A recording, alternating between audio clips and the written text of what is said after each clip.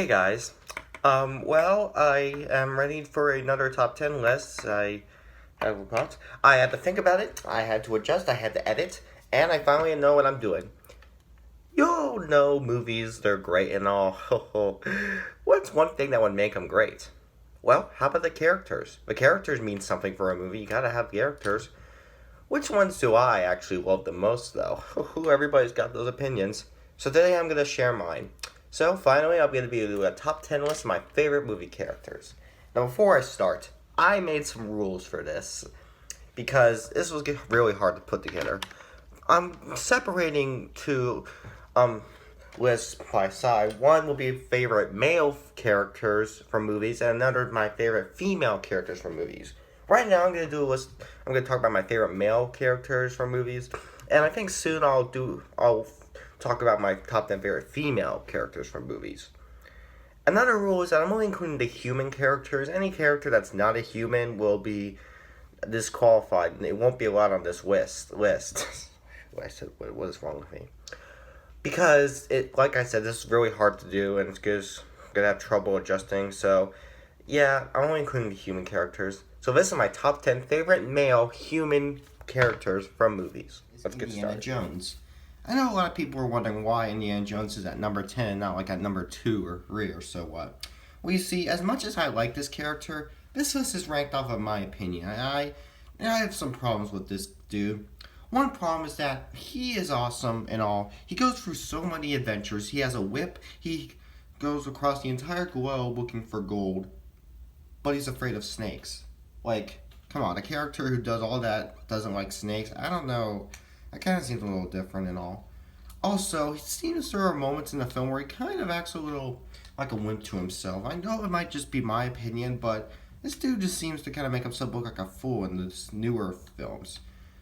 Even though he has those problems, I still think Indiana Jones is a great character of how much he does. He just goes through so many adventures while still staying in the same suit and still thinking the same kind of idea. He just doesn't want to give up unless there's snakes involved.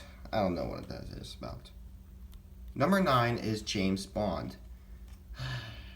James Bond, he's also a very iconic character. There are James Bonds out there.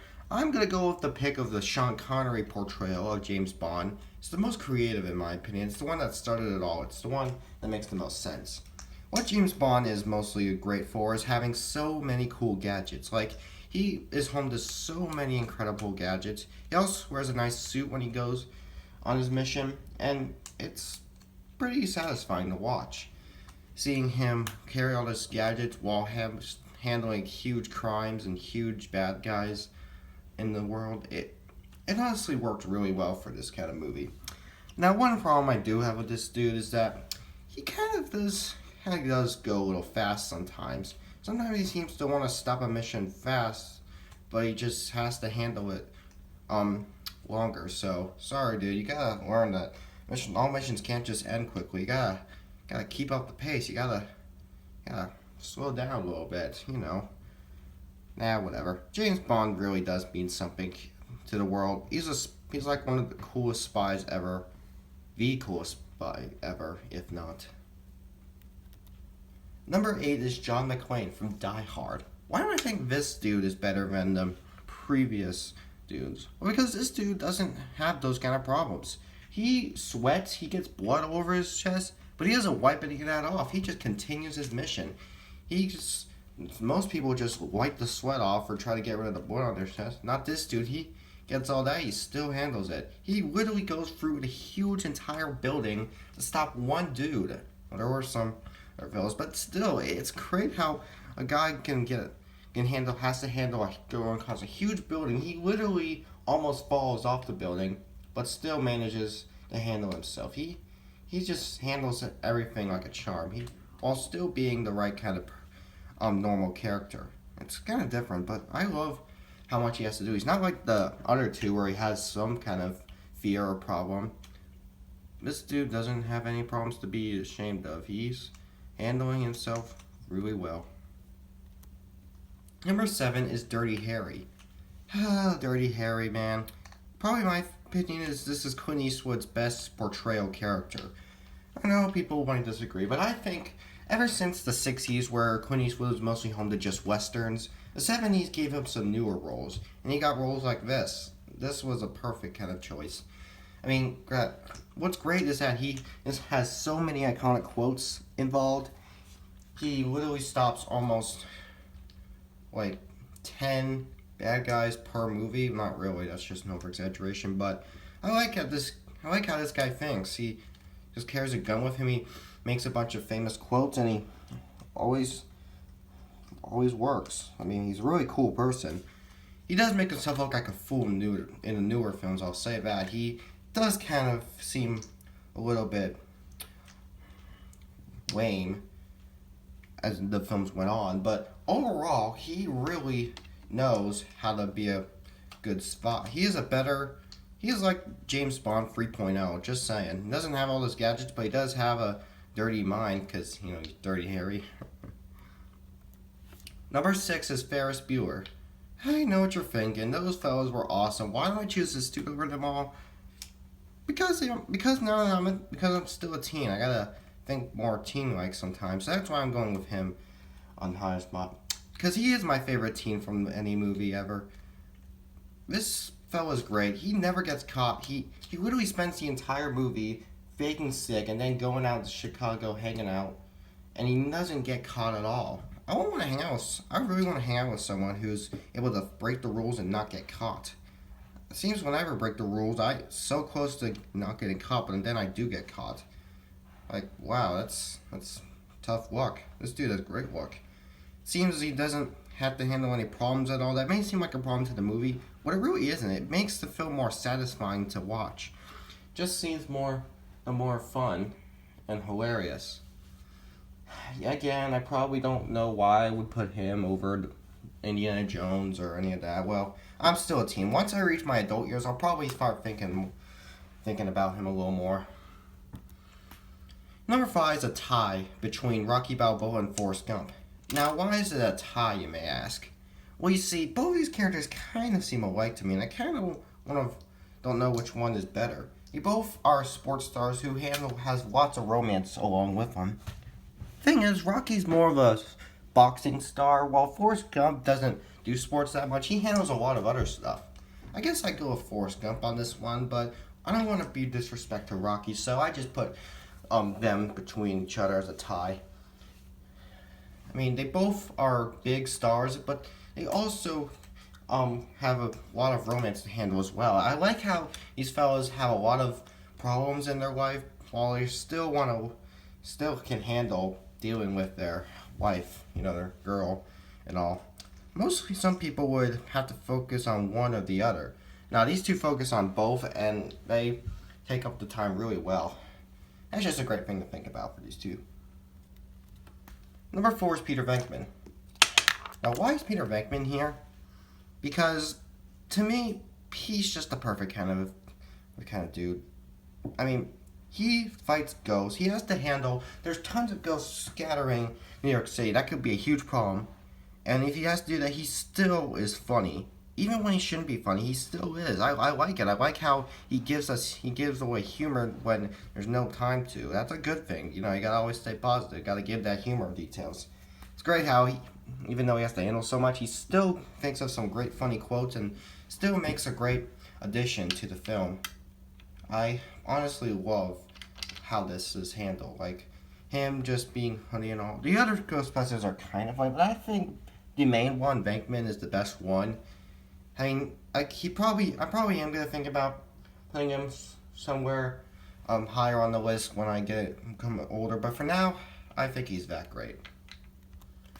Number 3 is Batman. Like, it's Batman, okay? He's super rich, he's the Dark Knight and all, he hides from the shadows to stop bad guys. My favorite Batman out of the bunch is Michael Keaton's Batman. I know people disagree. I think other Batmans, there's Christian Bale's Batman is cool, I guess Adam West's Batman's alright.